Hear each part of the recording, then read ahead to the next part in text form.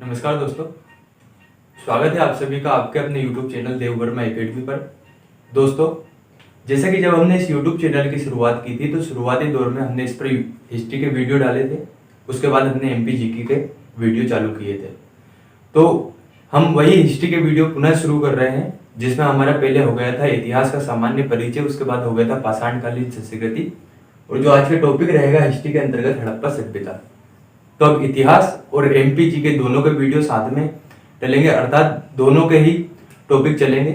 तो अगर हम इतिहास के बारे में बात करें, आज का हमारा टॉपिक जो हड़प्पा सभ्यता है इसके बारे में बात करें, तो हम पहले उन दोनों वीडियो के बारे में थोड़ा सा देख लेते हैं। इसके पहले हमने इतिहास में क्या क्या पढ़ा था, और अगर आपने उन दोनों वीडियो को नहीं देखा है तो इस टॉपिक को पढ़ने से पहले आप उन दोनों वीडियो को देख लीजिए, ताकि आपके कॉन्सेप्ट क्लियर हो जाएंगे कि हमें इतिहास कहाँ से शुरू करना है। उसमें हमने सामान्य से ये पढ़ा था कि इतिहास का सामान्य परिचय पढ़ा था, जिसके अंतर्गत हमने देखे थे कि इतिहास किसे कहते हैं, इतिहास को जानने के स्रोत क्या क्या है, कौन कौन से सोर्सेस है जिनके आधार पर हम इतिहास का अध्ययन करते हैं। जैसे हमने देखा था पुरातात्विक स्रोत और साहित्यिक स्रोत, इन दो भागों में हम इतिहास को पढ़ने के स्रोतों को बांटते हैं। पुरातात्विक स्रोतों के अंतर्गत हमने देखा था, जैसे इसके अंतर्गत आते हैं हमारे सिक्के हो गए, मृदभांड हो गई, कलाकृतियां हो गई, उसके बाद जो भी हमारे उपकरण जो आते हैं हमारे, जैसे कि हमारे अभिलेख वगैरह हो गए, मृदभांड हो गए, कलाकृति या सिक्के हो गए, ये सभी आते हैं पुरातात्विक स्रोत के अंतर्गत। वहीं अगर हम साहित्यिक स्रोत की बात करें तो साहित्यिक स्रोतों में हम दो भागों को रखते हैं, एक रहता है देशी साहित्य और एक रहता है विदेशी साहित्य। देशी साहित्य जैसे आ गया आपका कौटिल्य का अर्थशास्त्र हो गया, अष्टाध्यायी हो गया, या हमारे वेद पुराण ग्रंथ जो भी हो गए, ये सभी आते हैं आपके देशी साहित्य के अंतर्गत। जब इनके आधार पर अध्ययन करते हैं तो हम कहते हैं इतिहास का जो अध्ययन किया जा रहा है वो देशी साहित्य के आधार पर। वहीं विदेशी यात्रियों के विवरण, जैसे कि हेनस्वांग जो मध्य भारत का वर्णन किया गया था, जो चीनी यात्री था उसने मध्य भारत का वर्णन अपने जो बुक में किया गया था, तो उसके आधार पर जब हम अध्ययन करते हैं तो कहते हैं कि विदेशी साहित्य के आधार पर हमने इतिहास का अध्ययन किया है। उसके पश्चात हमने देखा था कि इतिहास को अध्ययन की दृष्टि से तीन भागों में बांटा जाता है। एक रहता है आपका प्राग ऐतिहासिक काल, दूसरा रहता है आद्य ऐतिहासिक काल, और तीसरा रहता है ऐतिहासिक काल। अगर प्राग ऐतिहासिक काल की बात करें तो हमने देखा था प्राग ऐतिहासिक काल वो काल था जहां पर हमें सिर्फ साक्ष्य मिलते हैं, या कहें पुरातात्विक स्रोत मिलते हैं, लेकिन वहां पर हमें लिपि नहीं मिलती। अर्थात सिर्फ साक्ष्य के आधार पर हम अनुमान लगाते हैं कि किस तरीके के लोग रहते होंगे, किस तरीके से अपना जीवन यापन करते होंगे, क्या खाते होंगे। तो ये सभी रहता है हमारा प्रागैतिहासिक काल के अंतर्गत। लिपि न मिलने के कारण हमने पूर्णतः नहीं कह सकते कि क्या करते थे क्या नहीं करते थे। दूसरा था हमारा आद्य ऐतिहासिक काल। आद्य ऐतिहासिक काल में हमें लिपि भी मिलती है, साक्ष्य भी मिलते हैं, लेकिन जो लिपि थी उस लिपि को इतिहासकार अभी तक पढ़ नहीं पाए। तो ऐसा काल जहां पर लिपि भी मिली, साक्ष्य भी मिले, लेकिन लिपि को इतिहासकार नहीं पढ़ सके, वो था हमारा आद्य ऐतिहासिक काल। इसका जो सबसे अच्छा उदाहरण रहता है वह रहता है हड़प्पा सभ्यता। हड़प्पा सभ्यता में जो लिपि मिली उस लिपि को इतिहासकार आज तक नहीं पढ़ पाए, लेकिन वहां के साक्ष्यों के आधार पर ही हम अनुमान लगाते हैं कि सामान्यतः यहाँ पे ये रहा होगा। तीसरा था हमारा ऐतिहासिक काल। तो ऐतिहासिक काल वह था जहां पर साक्ष्य भी मिलते हैं, लिपि भी मिलती है, और लिपि को इतिहासकार पढ़ सकते हैं या पढ़ लिए हैं। जैसे हमारा वैदिक काल आ गया, वैदिक काल के बाद का जो भी काल है वह रहता है हमारा ऐतिहासिक काल के अंतर्गत। तो हमने प्राग ऐतिहासिक काल का जो सबसे अच्छा उदाहरण देखा था वह था पाषाण काल, और पाषाण काल को भी तीन भागों में बांटा था। और पाषाण काल को हमने कहा था कि पाषाण काल वह काल था, क्योंकि पाषाण का अर्थ जो होता है वो रहता है पत्थर। तो पाषाण काल का अर्थ होता है पत्थर, अर्थात ऐसा मानव जिसका संपूर्ण जो जीवन था वो पत्थरों पर आश्रित था, या कह सकते हैं जब मानव का संपूर्ण जीवन पत्थरों पर आश्रित था तो उसे कहा गया पाषाण काल। इसे भी तीन भागों में बांटा था, एक था पूरा पाषाण काल, मध्य पाषाण काल, और एक था आपका नव पाषाण काल। तो पूरा पाषाण काल की अगर हम बात करें तो पूरा पाषाण काल में जो मानव था वह मानव था आपका खाद्य संग्राहक, अर्थात भोजन को एकत्रित करता था, साथ ही साथ वह शिकार करता था, जिसे हम कहते हैं आखेटक। अर्थात इस काल का जो मानव था वह सिर्फ शिकार करता था और खाद्य संग्रह करता था, भोजन को एकत्रित करता था। अभी मानव ना ही कृषि करता था, ना ही स्थायी निवास करता था, सिर्फ भोजन को एकत्रित करना और शिकार करना, अर्थात सिर्फ अपना जीवन यापन करता था। उसके पश्चात विकास का क्रम आगे बढ़ता है, फिर आता है मध्य पाषाण काल। मध्य पाषाण काल में मानव पशुओं को पालना शुरू करता है, अर्थात भोजन को एकत्रित तो करता है, शिकार तो करता है, साथ ही साथ पशुओं को पालना शुरू कर देता है। अर्थात जिस काल में मानव ने पशु पाले वे कहलाया मध्य पाषाण काल। इसमें सामान्यतः अगर देखा जाए तो इस काल में आग की खोज हो गई थी, वहीं कुछ और विकास का क्रम यहाँ पर इस काल में आगे बढ़ गया था। इसके पश्चात विकास का अगला क्रम आगे बढ़ता है और मानव सभ्यता की ओर आगे बढ़ने लगता है, और जो सभ्यता की ओर आगे बढ़ते हुए मानव आया वह कहलाया नवपाषाण काल, जिसे हम आधुनिक मानव की संज्ञा देते हैं। वह आधुनिक मानव हमारा नवपाषाण काल में आया। नवपाषाण काल में हुआ क्या, मानव ने यहाँ पर कृषि करना प्रारंभ कर दिया। और आप जानते हैं जब कृषि करना प्रारंभ करता है तो अब भोजन को एकत्रित करना काम नहीं रहा, अब उसने भोजन का उत्पादन या कहें खाद्य उत्पादक के रूप में वह आने लगा। तो जो नवपाषाण काल का मानव था, नवपाषाण काल का मानव भोजन को एकत्रित नहीं करता था, भोजन का उत्पादन भी करता था। यहाँ पे सबसे पहले हमें रागी की खेती देखने को मिलती है। स्थायी निवास के जो साक्ष्य है वो भी हमें नवपाषाण काल में मिलने लगते हैं। तो इस तरीके से नवपाषाण काल में मानव जो था वो विकास के क्रम में आगे बढ़ा, आधुनिक मानव बना। उसने खेती करना प्रारंभ किया, रागी की खेती की, उसके बाद कपास की खेती की, स्थायी निवास रहे, बर्तनों आदि बनाए। तो ऐसा मानव कहलाने लगा हमारा नवपाषाण काल के अंतर्गत आधुनिक मानव। जब यही मानव और सभ्य बना तो सभ्यता की इस दौड़ में जो हमें सबसे पहली सभ्यता देखने को सामने आई वो कहलाई हमारी हड़प्पा सभ्यता। अर्थात हड़प्पा सभ्यता भारतीय उपमहाद्वीप की सबसे पुरानी सभ्यता है। सभ्यता के क्रम में अगर देखा जाए तो जो सबसे पहली सभ्यता भारतीय उपमहाद्वीप में आई वह रही आपकी हड़प्पा सभ्यता। तो आप सबसे पहले अगर इसको देखना है आपको पाषाणकालीन संस्कृति को, तो हमने पहले दो टॉपिक कर चुके हैं, इंट्रोडक्शन ऑफ हिस्ट्री अर्थात इतिहास का सामान्य परिचय, दूसरा था पाषाणकालीन संस्कृति स्टोन एज कल्चर। तो इन दोनों वीडियो के जो लिंक है वो मैं डिस्क्रिप्शन में डाल दूंगा, उसको सबसे पहले आप देख लीजिए। उसके बाद आप इस टॉपिक को देखिए हड़प्पा सभ्यता को, ताकि आपको आसानी से समझ में आ जाएगा। हड़प्पा सभ्यता की बात करें तो आप देख रहे हैं इसमें एक शब्द जुड़ा हुआ है सभ्यता। ये सभ्यता होता क्या है, तो दो शब्द हैं, एक रहता है संस्कृति, दूसरा रहता है सभ्यता। तो सभ्यता को समझने से पहले हमें समझना होगा कि संस्कृति क्या होती है। अब देखिए, एक जो भूभाग रहता है, निश्चित भूभाग रहता है, इस निश्चित भूभाग में जब कोई मानव उसकी कुछ रीति रिवाज, जैसे उसका धर्म हो गया, रहन सहन हो गया, खान पान हो गया, इन सभी को जो निश्चित रूप रहता है, इस निश्चित रूप को मिलाकर कहते हैं हम संस्कृति।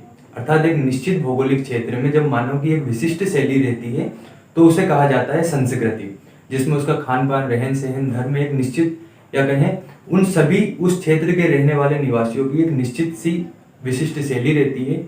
और जब ये विशिष्ट शैलियां या कहें ये जो विशिष्ट संस्कृतियां हैं या एक समान संस्कृतियां हैं, इन एक समान संस्कृतियों का समूह जब किसी एक क्षेत्र में देखने को मिलता है तो वह कहलाती है हमारी सभ्यता। तो सामान्य सी बात अगर हम करें संस्कृति और सभ्यता की, तो एक निश्चित भूभाग में जो मानव का रहन सहन है, रीति रिवाज है, धर्म है, उसको हम कहेंगे संस्कृति। और जब संस्कृति या कहें संस्कृतियों में जब समानता पाई जाएगी तो वह कहलाता है हमारा सभ्यता।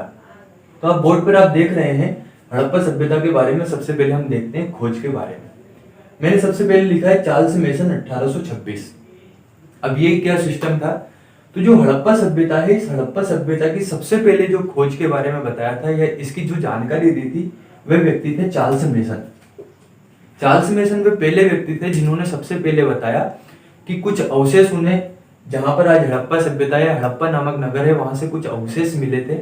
उन अवशेषों की जो सबसे पहले जानकारी दी थी वह चार्ल्स मेसन ने दी थी 1826 ईस्वी में। लेकिन हुआ क्या, क्योंकि वो अवशेष या साक्ष्य कम थे, पर्याप्त साक्ष्य नहीं थे, खुदाई नहीं हो पाई, जिसके कारण इस सभ्यता की खोज उस समय नहीं हो पाई। लेकिन सबसे पहले जो साक्ष्य दिए वो दिए चार्ल्स मेसन ने। अब जब सभ्यता की खोज नहीं हो पाई तो जिसके कारण पूरी सभ्यता वहां पर प्राप्त नहीं हुई। उसके पश्चात मैंने लिखा हुआ है भारतीय पुरातत्व एवं सर्वेक्षण विभाग। अब ये क्या होता है, तो जैसे अब मान लीजिए आपको कोई साक्ष्य मिला कहीं से, इतिहास से संबंधित या अतीत से संबंधित, तो इस साक्ष्य का करना क्या है, हमें पता कैसे करना है कि ये साक्ष्य किससे संबंधित है, कितना पुराना है। तो इन सभी चीजों की जो जानकारी है इस साक्ष्य के ऊपर जो सर्वेक्षण करता है, जो इस पर रिसर्च करता है या वहां पर खुदाई करवाता है, वहां पर पता लगाता है कि यहाँ पर क्या था क्या नहीं था, इससे क्या संबंधित है, तो इन सभी का कार्य रहता है भारतीय पुरातत्व एवं सर्वेक्षण विभाग। अर्थात ये जो प्रागैतिहासिक काल या पुरानी जो वस्तुएं हैं इतिहास से संबंधित, उनके ऊपर रिसर्च करता है, उनकी जानकारी प्राप्त करता है और बताता है कि ये उस काल से संबंधित है या ये उस सभ्यता से संबंधित है। तो इसका कार्य रहता है भारतीय पुरातत्व एवं सर्वेक्षण विभाग का। और जो पुरातत्व एवं सर्वेक्षण विभाग है इसके जन्मदाता कहे जाते हैं अलेक्जेंडर कनिंघम। तो क्वेश्चन बन सकता है कि भारतीय पुरातत्व या पुरातत्व एवं सर्वेक्षण विभाग के जन्मदाता कौन है, तो वे थे आपके अलेक्जेंडर कनिंघम। दूसरा मैंने लिखा है स्थापना लॉर्ड कर्जन। तो जब आप आधुनिक भारत का इतिहास पढ़ेंगे तो आधुनिक भारत के इतिहास में आप देखेंगे वायसराय लॉर्ड कर्जन के बारे में आप पढ़ेंगे। तो जो भारतीय पुरातत्व एवं सर्वेक्षण विभाग है, इसकी स्थापना भारत में की थी लॉर्ड कर्जन द्वारा। ये वायसरॉय थे, आप आधुनिक भारत के इतिहास में इनके बारे में पढ़ेंगे। तो वायसरॉय लॉर्ड कर्जन द्वारा इसकी स्थापना भारतीय पुरातत्व एवं सर्वेक्षण विभाग की गई थी। तो दो क्वेश्चन हमारे यहाँ से बन सकते हैं कि भारतीय पुरातत्व एवं सर्वेक्षण विभाग की स्थापना किसने की, तो वो थे वायसरॉय लॉर्ड कर्जन। और पुरातत्व एवं सर्वेक्षण विभाग के जन्मदाता कौन थे, तो वे थे आपके अलेक्जेंडर कनिंघा। मैंने तीसरे नंबर पर लिखा हुआ है दयाराम साहनी 1921 ईस्वी हड़प्पा जॉन मार्शल। ये क्या सिस्टम है, तो हुआ क्या 1826 में चार्ल्स मेसन सबसे पहले जानकारी देते हैं हड़प्पा सभ्यता के बारे में, लेकिन इतने साक्ष्य नहीं मिल पाए कि वहां पर खुदाई करवाना आवश्यक समझे, या कहीं उस समय पुरातत्व विभाग की स्थापना नहीं हुई थी, जिसके कारण उनके जो साक्ष्य थे उन पर रिसर्च नहीं हो पाई, तो सभ्यता की खोज उस समय नहीं हो पाई 1826 ईस्वी में।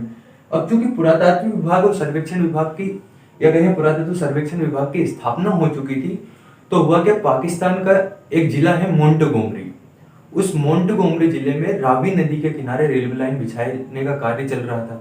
जब रेलवे लाइन बिछाने का कार्य चल रहा था, तो रेलवे लाइन बिछाते समय वहां पर कुछ अवशेष या साक्ष्य मिले। अब जैसे कि अगर साक्ष्य मिलेंगे तो उसकी जानकारी जाएगी भारतीय पुरातत्व एवं सर्वेक्षण विभाग के पास। तो रेलवे लाइन बिछाते समय खुदाई में वहां पर कुछ अवशेष मिले, कुछ साक्ष्य मिले, उन साक्ष्य की जानकारी पुरातत्व विभाग एवं सर्वेक्षण विभाग के पास पहुंची। तो भारतीय पुरातत्व एवं सर्वेक्षण विभाग के जो अध्यक्ष थे उस समय, या महानिदेशक थे, वो थे आपके जॉन मार्शल। तो जॉन मार्शल से आपके पास जानकारी पहुंचती है कि खुदाई में वहां पर उन्हें कुछ अवशेष प्राप्त होते हैं, और जब इनके पास ये जानकारी मिलती है तो ये अपने सहयोगी रहते हैं दयाराम साहनी, कहीं कहीं इनका नाम मिलता है राय बहादुर दयाराम साहनी। तो जॉन मार्शल अपने सहयोगी दयाराम साहनी को उस स्थान पर भेजते हैं, और जब दयाराम साहनी वहां पर पहुंचते हैं तो वहां पर वह खुदाई करवाते हैं, और खुदाई जब करवाते हैं तो वहां पर इनको एक बहुत बड़ा नगर मिलता है। जब इतना बड़ा नगर मिलता है तो उस नगर का नाम ही रखते हैं हड़प्पा। तो सबसे पहले वहां पर रेलवे लाइन बिछाई जा रही थी, कुछ अवशेष मिले जिसकी जानकारी गई भारतीय पुरातत्व एवं सर्वेक्षण विभाग के अध्यक्ष जॉन मार्शल के पास। जॉन मार्शल अपने सहयोगी दयाराम साहनी को भेजते हैं, और दयाराम साहनी वहां पर खुदाई करवाकर एक बहुत बड़े नगर की खोज करते हैं, जिसका नाम रहता है हड़प्पा। तो 1921 में हड़प्पा सभ्यता से संबंधित जो सबसे पहला नगर खोजा गया वह रहा हड़प्पा। यहाँ से क्वेश्चन बन सकता है कि हड़प्पा सभ्यता की खोज किसने की, वो थे दयाराम साहनी। किसके निर्देशन में किया, कौन उस समय पुरातत्व विभाग के अध्यक्ष थे, वो थे आपके जॉन मार्शल। और किस सन में हुई, तो 1921 में हड़प्पा नगर की खोज हुई। अब इसके पश्चात होता क्या है कि राखलदास बनर्जी उस समय स्तूपों पर खोज कर रहे होते हैं 1921-1922 के समय।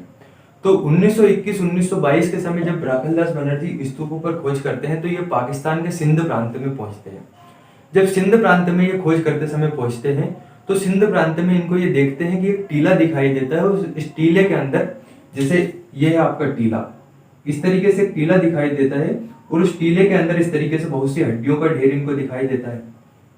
जब राखलदास बनर्जी को वहां पर बहुत सारी हड्डियों का ढेर दिखाई देता है तो ये सोचते हैं कि शायद यहाँ पर कुछ लोग रहते होंगे या कोई सा नगर होगा, क्योंकि इतनी सारी हड्डियों का ढेर अचानक से यहाँ पर आया नहीं होगा।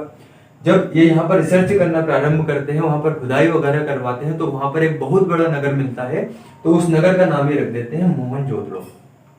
जो सिंधी भाषा है, उस सिंधी भाषा में मोहनजोदड़ो का अर्थ होता है मृतकों का टीला। तो चूंकि यहाँ पर बहुत सारी हड्डियां मिलती हैं, हड्डियों का ढेर मिलता है या मृतकों का ढेर मिलता है, जिसके कारण राखलदास बनर्जी एक नए नगर की खोज करते हैं 1922 ईस्वी में, जिसका नाम रख देते हैं मोहनजोदड़ो। इस तरीके से हड़प्पा सभ्यता का पहला नगर मिला हमें हड़प्पा, 1921 में दयाराम साहनी द्वारा इसको खोजा गया। दूसरा नगर मिला मोहनजोदड़ो, सिंधी भाषा में जिसका अर्थ होता है मृतकों का टीला। अब जब ये दो नगर मिले और ये बहुत बड़े बड़े नगर थे, तो वहां पर लोगों को लगा, इतिहासकार को लगा कि शायद यहाँ पर कोई सी सभ्यता होगी। तो धीरे धीरे आसपास के क्षेत्रों में खुदाई होना प्रारंभ होती है, और जब खुदाई होना प्रारंभ होती है तो वहां पर बहुत सारे नगर मिलते हैं। अगर वर्तमान की बात करें तो वर्तमान में लगभग 2000 से अधिक यहाँ पर नगर मिल चुके। तो इतिहासकारों को लगा कि जरूर यहाँ पर कोई सी सभ्यता रही होगी। जब ऐसा इतिहासकारों को लगा तो इतिहासकारों ने कहा कि अब चूंकि हमें इतनी बड़ी एक सभ्यता का पता चल गया है, इतनी बड़ी एक सभ्यता मिल चुकी, तो अब इस सभ्यता का नामकरण रखा क्या जाए। तो ऐसी स्थिति में आता है हमारा नामकरण के बारे में कि इस सभ्यता का नामकरण क्या रखा जाए। तो इतिहासकारों में मतभेद होने उत्पन्न होते हैं, क्योंकि बहुत से इतिहासकार बहुत से नगरों की खोज करते हैं। तो हर एक इतिहासकार चाहता है कि इस नगर के आधार पर या इस नदी के आधार पर या इस आधार पर इस सभ्यता का नामकरण होना चाहिए। तो जब इतिहासकारों में बहुत मतभेद उभर कर सामने आता है, तो इस मतभेद की स्थिति में एक बैठक होती है जिसमें कहा जाता है कि जिस सभ्यता से संबंधित पहला नगर खोजा जाएगा उस नगर के आधार पर उस सभ्यता का नामकरण रखा जाएगा। तो यहाँ पर चूंकि आपने देखा सबसे पहला जो नगर खोजा गया था वह था हड़प्पा 1921 में, तो इस हड़प्पा के नाम पर ही इस सभ्यता का नामकरण रख दिया हड़प्पा सभ्यता। तो आप देख रहे हैं यहाँ पर मैंने लिखा हुआ है नामकरण, नामकरण में लिखा है हड़प्पा सभ्यता, अर्थात इस सभ्यता का जो नामकरण रखा गया वह रहा हड़प्पा सभ्यता। तो अगर क्वेश्चन बनता है कि हड़प्पा या कहें कि इसमें सबसे उपयुक्त नाम है, और अगर 4 या 5 नाम आते हैं जिसमें कांस्युगिन सभ्यता, द्रविड़ संस्कृति, वैदिक सभ्यता या कहें हड़प्पा सभ्यता, तो उसमें हमें सबसे उपयुक्त नाम अगर देखना है तो वह रहेगा आपका हड़प्पा सभ्यता, क्योंकि सबसे पहले हड़प्पा नामक नगर की खोज हुई थी, उसी के आधार पर संपूर्ण नगर का या संपूर्ण सभ्यता का नामकरण किया गया। अब आप देख रहे हैं इसके अलावा मैंने लिखा है यहाँ पर अन्य नाम। अन्य नाम में पहला है सिंधु घाटी सभ्यता, दूसरा है कांस्ययुगीन सभ्यता और तीसरा है प्रथम नगरी सभ्यता। तो हम इन तीनों को समझते हैं कि ये नाम क्यों रखा गया। तो देखिए सबसे उपयुक्त नाम तो है आपका हड़प्पा सभ्यता, लेकिन फिर ये नाम कैसे रखे गए, तो पहला है सिंधु घाटी सभ्यता। अब हुआ कि आप देख रहे हैं राखलदास बनर्जी द्वारा जो मोहनजोदड़ो की खोज की गई थी, ये मोहनजोदड़ो है आपका सिंधु नदी के किनारे, हड़प्पा है आपका रावी नदी के किनारे। तो जो प्रारंभिक खोज हुई थी वो प्रारंभिक खोज इन नगरों की हुई थी सिंधु नदी के किनारे। जब सिंधु नदी के आसपास बहुत सारे नगरों की खोज हुई, प्रारंभ में जब नगरों की खोज हुई तो इतिहासकारों को लगा कि शायद ये सभ्यता इस सिंधु नदी के आसपास ही बसी होगी। तो इस नदी के नाम पर या इस नदी के आसपास अधिकतम स्थल प्रारंभ में मिले, जिसके कारण इस संपूर्ण सभ्यता का नामकरण कर दिया सिंधु घाटी सभ्यता।